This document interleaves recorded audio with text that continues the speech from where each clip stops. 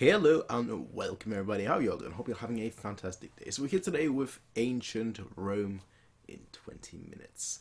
Now this one was recommended to me by someone in the comment section to watch. When it comes to Rome, I'm sort of all over the place, which is why I'm actually really looking forward to this video, because I'm actually really all over the place when it comes to Rome, which is like I have like all of the surface level knowledge, like the kind of things that like you're so expected to know. But like I don't have any of like the deeper in-depth knowledge, so I'm assuming that's what I'm gonna get. It's a 20-minute long video, so of course I'm assuming it's gonna be very, very good, and I'm also assuming it's gonna be very, very in-depth. And Rome especially is one of those things that I always wanted to read up more on. I do have a few books actually of that specific time period, like memoirs, just ancient history books, so on and so forth, but I haven't actually had the time yet to read them in depth, because I've been kind of preoccupied with other things, I guess. But Rome sounds interesting. Now, what I will be doing with this one is the same that I will be doing with every single video on this channel, is that I will be pausing it. At the end of the day, it's a reaction. If you want to see the original video, I'll have the link in the description down below. Do check it out and give Arzamas, the channel, their view, because at the end of the day they put the time and effort into making this video. I'm just here giving commentary and reacting to it, so that's that. But besides that, I think let's just hop right in and then we'll see what this video is all about. Yeah, I think that sounds great. Yeah, I think that sounds great. Let's hop right in. I'm really looking forward to this. And here are the countries whose languages derive from Latin. Today they cover half the world. Can I just say this before we start though? Yeah, as you can probably see from here, you know, very big influence. Probably the biggest influence, honestly. I want to say it's probably the biggest influence in terms of like language, in terms of letters, in the alphabet, and in terms of literacy. Numbers, so on and so forth. So huge influence, of course, you know, but we'll see exactly how much we're gonna get. Anyway, let's hop right in again. As for the ancient Romans, the boundaries of their state encompassed their entire civilization. The Roman peace, or Pax Romana, serves as the first example of globalization. Aye. Let's take a walk across 12 centuries of the Roman history. And yes, those numerals are also a Roman legacy. Yep. Of course.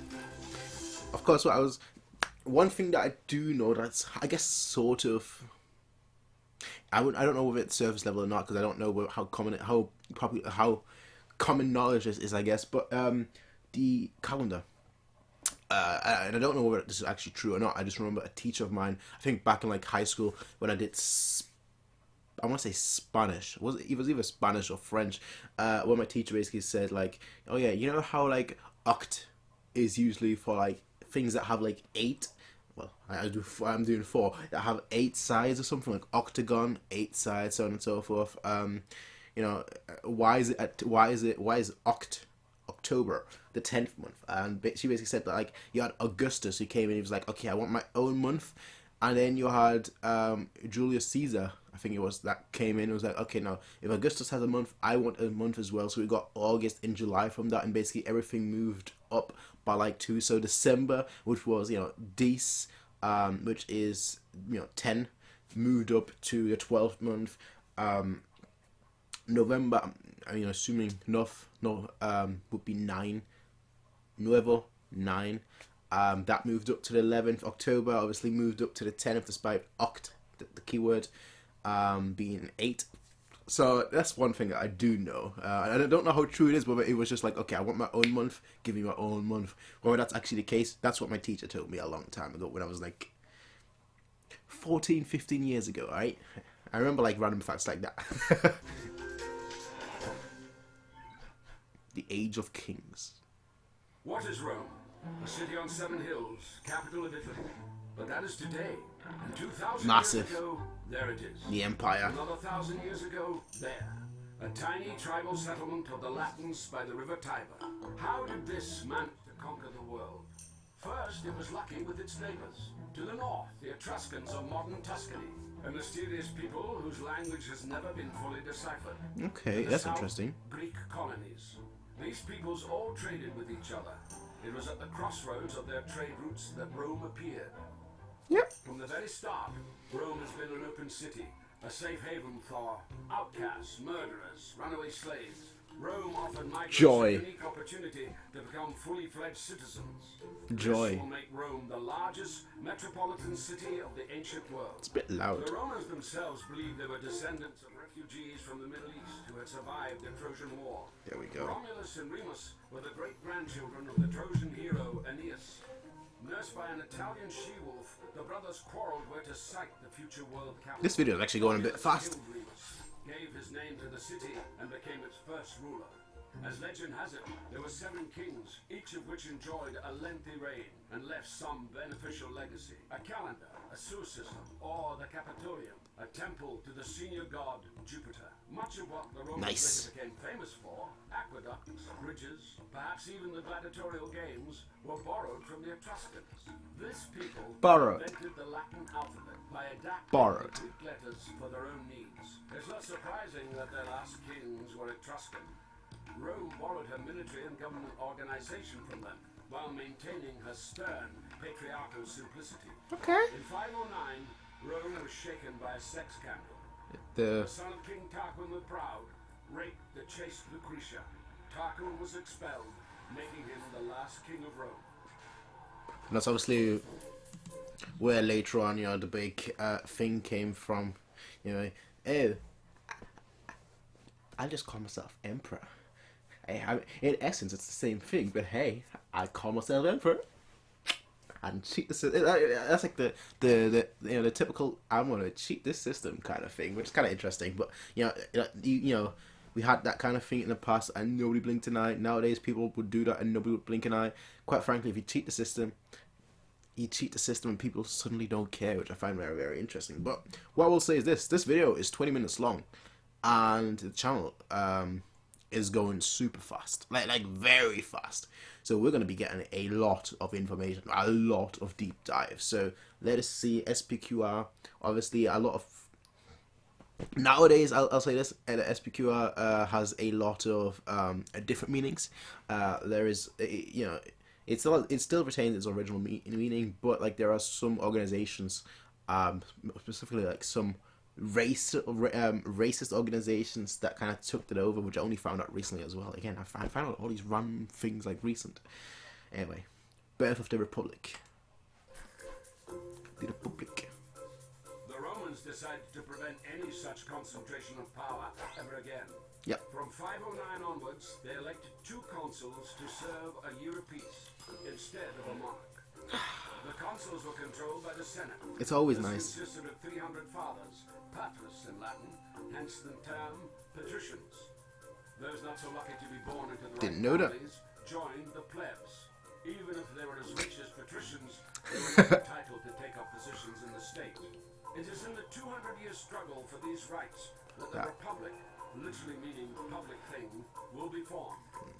The plebeians would make up the backbone of the army, and to have their own way, they would threaten the fledgling state with emigration to a neighboring hill. Each time, the scared patricians caved in. Threats Introducing, always for instance, work. The special position of a representative, or tribune of the plebeians. These had the right to veto any decisions of the consuls.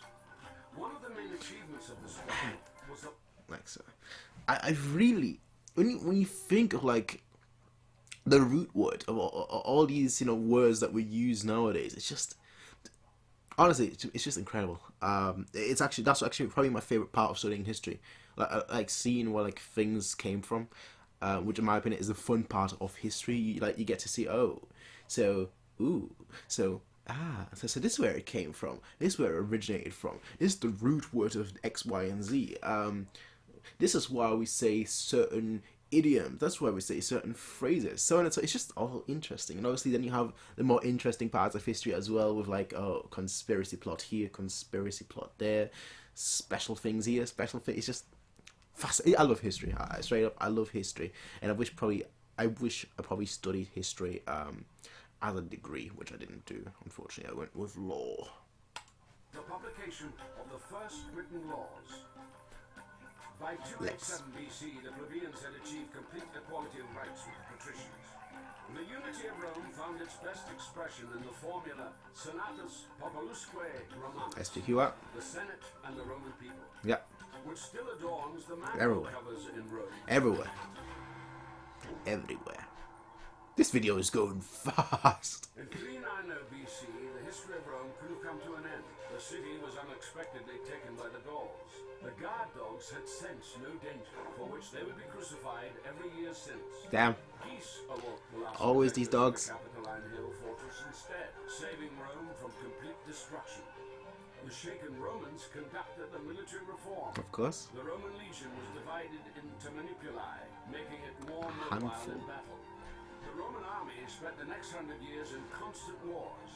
The boot of Instead Italy. simply imposing a tribute on the conquered, the Romans would enter into a treaty of alliance with them, and the loyal allies supply Rome with a never-ending stream of recruits. Thanks to this, the Roman legions were able to stand their ground in battle with the most efficient fighting force of the time, the all-conquering Macedonian phalanx, led by Pyrrhus, a relative of Alexander the Great. Yeah. The last stronghold of resistance in Italy, the Greek city of Tarentum, then hired the most costly and celebrated eight-year contemporary history. warlord of the time to defend against Roman expansion. Man. Having conquered Tarentum and reached Sicily, Rome now had to take on a much more dangerous adversary, Carthage, Carthage. lord of the Mediterranean. The Romans Not even familiar with them. of Carthage, Punics, hence the Punic Wars. They were fought for the last 100 years.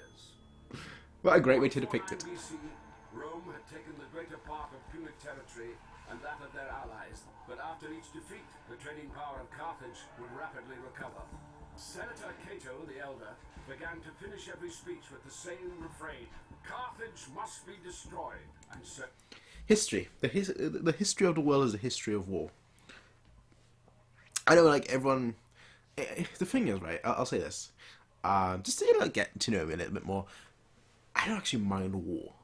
I'm a pacifist at the end of the day, right? But advancements, politically, scientifically, mathematically,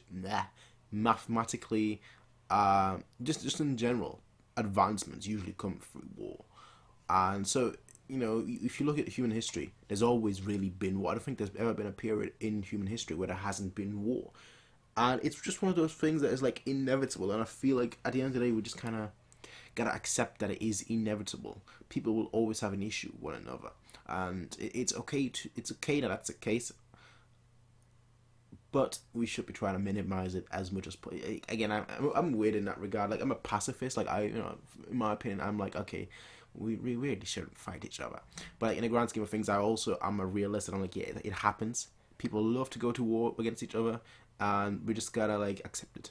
Yeah, you can fight against it, but you just kind of gotta accept it, I guess. You know, like, I wouldn't naturally go. If I was a leader, I wouldn't decide to go to war. But if war happened, I'd be like, yeah, okay. We're now in a situation, basically. Anyway, that was a little bit off. Well, it wasn't off topic. It was in regards to Carthage. it was done. The city was wiped out, all of its population was enslaved, allegedly plowing salt into the air as Crops. an eternal curse. Also, Is that to, like, destroy the crops? The Romans wiped out Permanently. another city, Corinth, making Greece and Macedonia Roman provinces. Rome appropriated the colossal riches of the disintegrating empire Just of Alexander, but the patriarchal overtakes simplicity of Rome succumbed to the sophisticated Greek culture. Just Greek overtakes it. became, in effect, a second state language. The Roman nobility busied itself learning new words, hexameter, history, rhetoric. Cicero, the most famed orator of Rome, would come to model his speeches on those of the Greek Demosthenes. However, across this immense territory, full rights were only afforded to the Romans themselves. Yep. And other Italians, the majority of the military, had no citizenship rights. Passaporte. These would demand equality, declare war, and win the right to take part in managing the state. This was a total game changer. While ancient Greece remained a collection of squabbling city-states, Rome gradually extended citizenship rights to the conquered, laying down the basis for an empire. You know who else did that? I know kind of. You know who else did? There's something similar, I guess. A certain person who apparently, like, half the population at this point, whose genes are in him. it just shows you there are some great conquests in this world, great cities and states that conquer things, that have the right idea. Some may say it's always wrong. I think they have the right idea. Freedom of speech and freedom to be part of a system is very, very important, because isolating individuals, isolating regions, it just historically never really turns good. Civil wars and a fall of the Republic. Having conquered half the world, Rome fell victim to globalization. Cheap grain and an inflow of unpaid slave labor bankrupted the small farmers. These rushed into the cities and joined the ranks of the proletariat, those who have nothing to lose except their own offspring. At the same time, the rich grew 100 times richer, having bought land from the ruined peasants for a song. Previously united, the Senate and the Roman people split into two hostile camps. The tribunes of the people, the Gracchi brothers, would try to reconcile them. They proposed granting excess public lands to the impoverished peasants and suggested free distributions of bread to the poor. The disgruntled senators decided to suppress the Gracchi movement by force, killing the brothers and several thousand of their allies. Rome was gripped by civil wars. Well, I didn't know that. Social mobility for the proletariat was offered by Gaius Marius, a popular general. He began enrolling the proletariat into the army with a promise of a grant of land at the end of service. That eyebrow. This would make the legions personally Hail Marius! generals. In 49 BC, two outstanding generals fought over Rome. Gnaeus Pompeius had won the eastern provinces for Rome, including restless Judea, cleared the Mediterranean of piracy, defeated Spartacus' slave revolt, and justifiably added the title Magnus to his name. Magnus. Gaius Julius Caesar had conquered Gaul. Nowadays they would call it genocide. He butchered 1 million Gauls and enslaved as many more. He went on to defeat the Germans and then invaded Britain. According to the law, a general had to dismiss his legions before returning to Rome, and in return have his moment of glory, a triumphal entry into the capital to the applause. Damn it! I'll say it. Impressive what they've managed to like just split it off into two separate directions and conquer. It's like, wow. you just gotta be.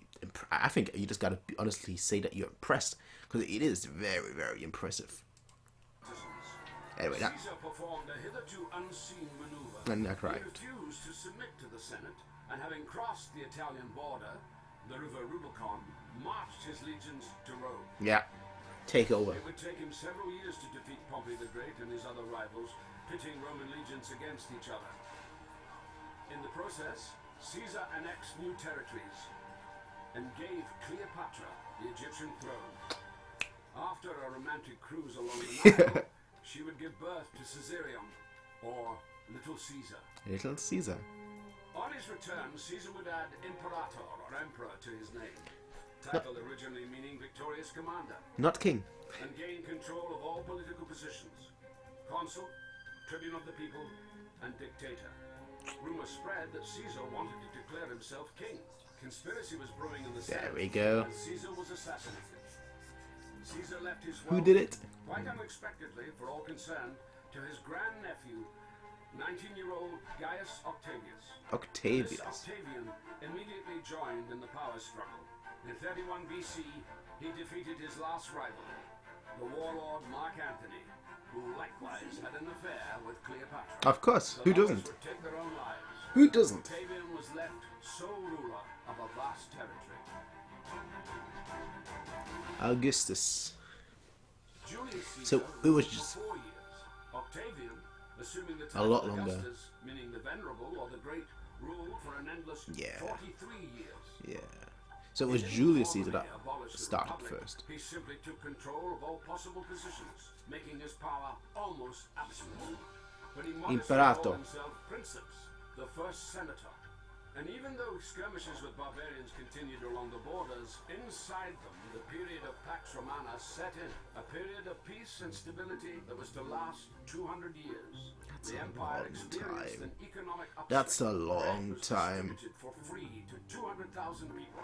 On Augustus' orders, a 500-meter basin was dug at the very center of the capital, where 3,000 gladiators mimicked sea battles on real seagoing vessels. In Rome, That would be so construction was epic to booming. watch. Concrete and multi-story districts were growing. Augustus had to introduce height regulations, limiting skyscrapers to 6 floors. And still the citizens were unhappy. They complained about traffic jams, pollution of the water. See, that's the beauty of the glory. The golden century of poetry dawned. Maecenas, The biggest part. Minister of Culture, allocated Culture. special grants to praise the value of the state. Temples would be built in the honor of Augustus, and even a month was named after him. Yeah. Thus, the cult That's of the Roman emperors what was I do. emerging. They would come to be venerated alongside Mars and Jupiter. The first emperor. Oh, I'm really liking this series. Augustus' power became hereditary. The Tiberius senatorial opposition has left us vivid portraits of the first Nero. emperors. Suspicious Tiberius unleashed terror under the pretext of the law on treason. Under this law, any action could be deemed offensive. It was enough not to sufficiently praise the emperor or pay at a brothel with coins bearing his portrait. That's just In distant Judea, a preacher refusing to worship the emperor as God was crucified. that's just insane. Wanted to make his horse a consul. A scholar and gourmet, Claudius, was too occupied with feasting and the reforming of the alphabet to keep an eye on court intrigue. One of his wives, Moderation in all was things, giving as he women said. of easy virtue a run for their money in the brothels, and the other, Agrippina, poisoned Claudius with mushrooms to enthrone her son from another marriage, Nero.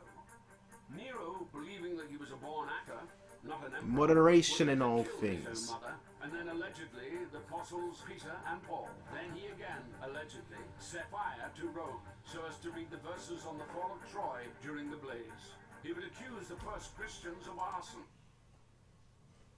It's quite interesting when you think of like how much happened culturally and obviously politically in just such a relatively short span of time. It's actually quite incredible, actually, when you think about it. And initiated their persecution. And finally, he took his own life. Most What a great details of artist his that death is in are me. known from Tacitus, a historian and senator who observed the degradation of republican institutions. Certainly The humble. empire was now decided not so much by the Senate as by the Praetorian Guard. Exactly. The emperor's personal security force, created back in the times of Augustus. These suffocated Tiberius with a cushion, slayed Caligula by the sword, and hailed Claudius emperor. In all fairness, at the same time, But the it empire spreads. grew, expanding into new It territory. spreads, it Roman spreads. legions conquered part of Britain, where they founded a town called Londinium. Provinces were given a transparent taxation It's the capital. system, and the non-Roman nobility began to enter the Senate en masse. A grandchild of an Italian peasant, Vespasian Flavius would become the founder of the next dynasty. Flavius. Vespasian and Titus, suppressing the uprising in Judea, committed genocide. Again, according to modern day, not Roman standards. Of course, genocide is one of those Temple of things, Jerusalem man. were nothing but the Wailing Wall. On a lighter note, Vespasian had a jolly good Roman predisposition. He taxed the collectors of urine at the public toilets.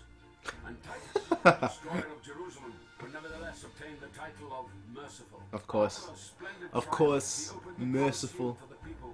Titus would be called the love and consolation of humankind. And after such festivities had depleted the public treasury, Vesuvius destroyed Pompeii, plague devastated half Italy, and Titus became a god. The joy of life, eh? Sometimes things just work out for you. The second century would go down in history as the era of the good emperors.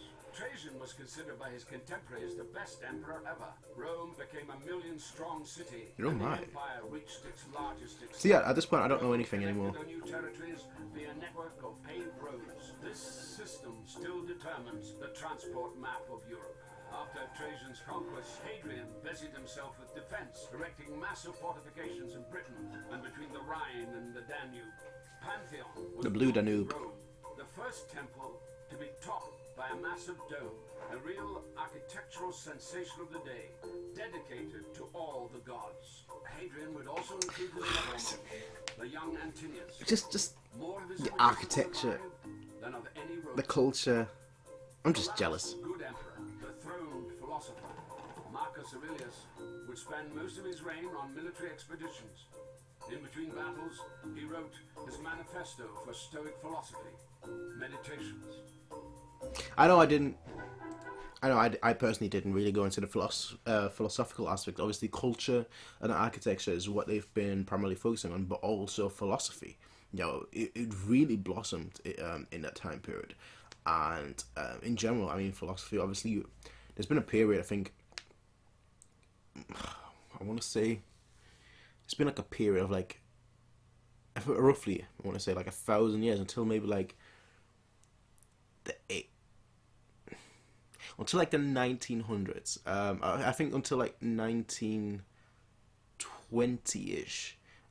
There's been like a period of like 2,000 years or so where like different philosophies entered. Nowadays, our philosophical views haven't really much advanced at all, which might be the case because we're a lot more globalized than we used to be.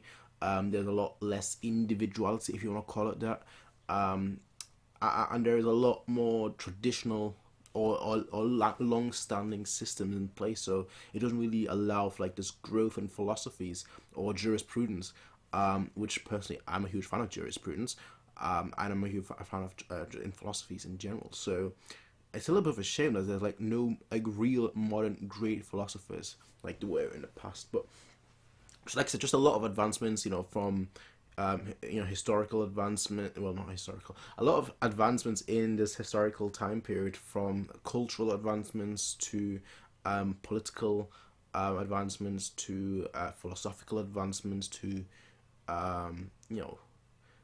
architectural advancements. There's just a lot of good stuff, honestly. Like, you look back at it, it's like, yeah, they didn't murder a lot of people. Genocide. It has been repeatedly multiple times so far, but there's been a lot of advancements as well. So it's a bit of like a double-edged sword. I know I flipped the coin, but double-edged sword. Not to speak of the linguistic advancements. The Roman peace came to an end. He preferred a gladiator's glory to the affairs of state. Conspirators had the emperor strangled by a fellow fighter, the slave Narcissus. Rome sank into chaos. Yeah. The next 100 years brought a sequence of random emperors proclaimed by the army, taking their turn on the throne, or a liberated slave, a fortune seeker who bought the throne at an auction. Julius Caesar, Septimus Severus. Statues of the former enemy, Hannibal, all over the empire. A Syrian priest of the It's just not going anywhere. and a former shepherd who owed his popularity to his powerful physique. In 212, Not mind. Emperor Caracalla, half North African, half Syrian, granted Roman citizenship to nearly all free subjects of the empire. The idea that you could be a Roman in Judea, in Africa, or any other corner of the empire at all might well be the main legacy of Rome still in use today. By mid-century, Rome was already in the midst of such a crisis that the whole provinces were starting to split off.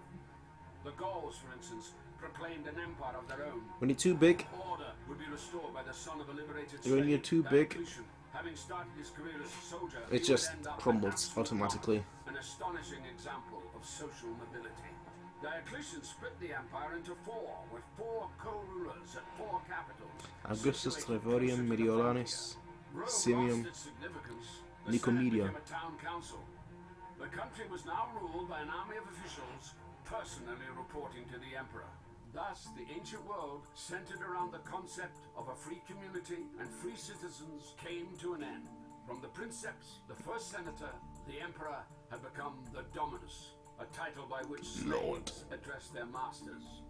The citizen became a subject. The warrior turned into a soldier. And they didn't like it. A semi-serf. And they... Diocletian himself resigned from the post of emperor 20 years later and went off to his estate to grow cabbages. This guy is a farmer. and I enjoy that. I respect that. After Diocletian's departure, the co-rulers were fighting for power. Constantine, the future Saint The Great. Constantine the Great, emerging victorious. Before the crucial battle for Rome, he allegedly had a vision of a cross. After this, he made all religions equal. Yeah. After 300 years of persecutions, the Christians came out of the catacombs and were now entitled to build churches alongside the temples of Augustus Hiding. and Mars. Constantine would take the cross from Jerusalem to the new capital of the Roman Empire, Constantinople. Theodosius I would make Christianity the official religion and begin to destroy the ancient temples. He would also be the last emperor of a united Roman Empire. His sons split the empire into west and east. That's The just eastern so half would much. live another 1,000 years, and is known to us as Byzantium. The western part would fall victim to the great migration of peoples. Rome, founded by migrants, would fall to the onslaught Two of a migrants. new wave of refugees. Yeah. Ironically, the last ruler of Rome will be called Romulus. There's just a lot of good stuff in this video, actually. Really In good. modern Rome, not far from the Colosseum and the ruins of the Forum, there is a tomb. I really do want to go to the Colosseum. That's one of my personal goals in life, to go to the Colosseum, visit it. I'm a history fan, mostly architectural history. To a family of Greek migrants, he later entered into a bread supply contract with the capital and became so rich that he could build such a monument for himself and his wife. Look at him. Good on you. Before Rome, in ancient Egypt and elsewhere, or after Rome during the Middle Ages, a man would die in the same station in life as he had been born. Yeah, and now they can grow up. The career of Julius Caesar is an answer to the question of how Rome was able to create a global state that lasted Be healthy. over 1,000 years. Be healthy.